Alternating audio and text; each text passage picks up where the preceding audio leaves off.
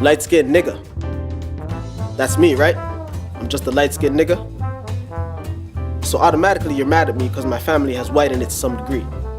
Whether directly or indirectly, it could have been rape in my slave ancestry, you still find this label to degrade me, even further than nigga.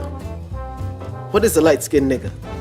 If nigga coincides with black, does light black make me less black, but still you gotta make me less than the next man by calling me a nigga? All of a sudden, light skins have it easier. Have what easier? You think we get white privilege? You think we won't be labeled as suspicious in an incident? What is this? I get treated different in my own race because of my skin's pigment. Are you kidding? But I'm okay, cause it's the dark-skinned who's more likely to go to prison or have a few baby mamas tripping cause he ain't with them.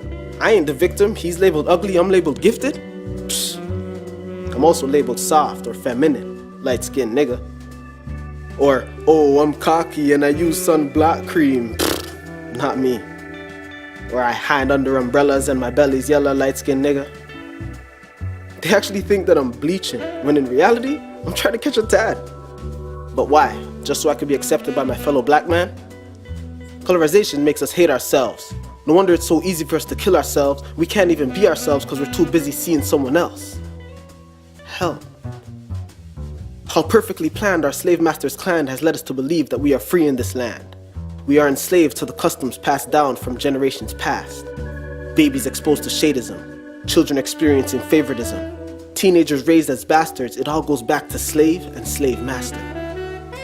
I'm a house slave, you're in the field. They thought they favored them, but the women, they were raping them. And if two black parents did have a family, they separated them. So it ain't new dark skins being referred to as mud or dirty, and light skins being considered higher class because their skin is fair. But is this fair when my dark-skinned brother glorifies a pink labia and long hair? So now my African queen thinks that she has to wear weave because that's all she sees on TV and in magazines?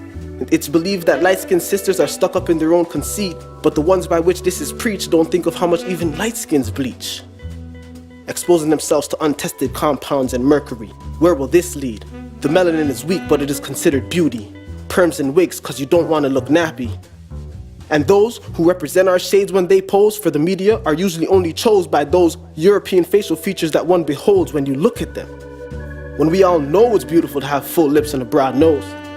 Now when I say that, some minds relate that to bushman niggas and hoes. I just described the picture in your mind and you didn't know. How perfectly planned our slave master's clan has led us to believe that we are free in this land. Slavery of the mind. Satan's biggest trick was to make people believe that he's just a lie.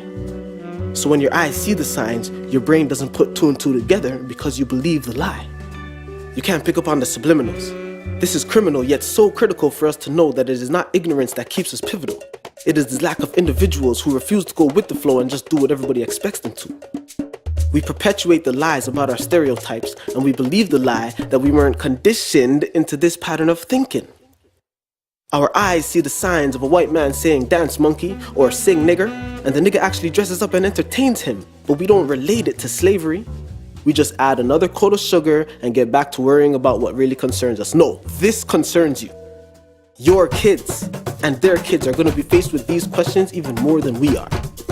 There are some blacks that actually deny their black identities, and they're from the motherland. Some Caverdians, Cape Verdeans, or Afro-Portuguese.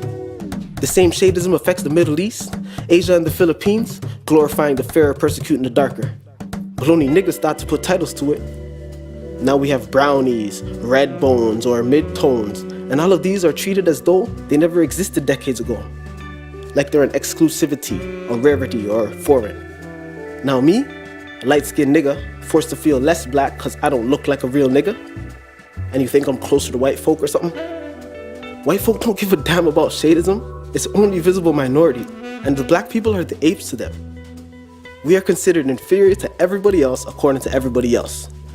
White people like white people, and everybody else who? They don't understand a damn thing about you. All this identity finding and identity crisis needs to start with loving God and loving everybody as you love yourself. Because our beauty is unique, and shade adds very little to true beauty. And remember, your appearance includes more than your race and your style. How do you portray yourself? How much do you smile? What mood do you give? Do you set a good vibe? Are you acting like a bad stereotype? Don't judge a book by its cover, always be yourself, don't hide under covers. These the typical guidelines we hear from one another. Yet we don't see that this is the key: support from thy fellow brother and unity. Because when we look past you and me, then we will see the future of diversity.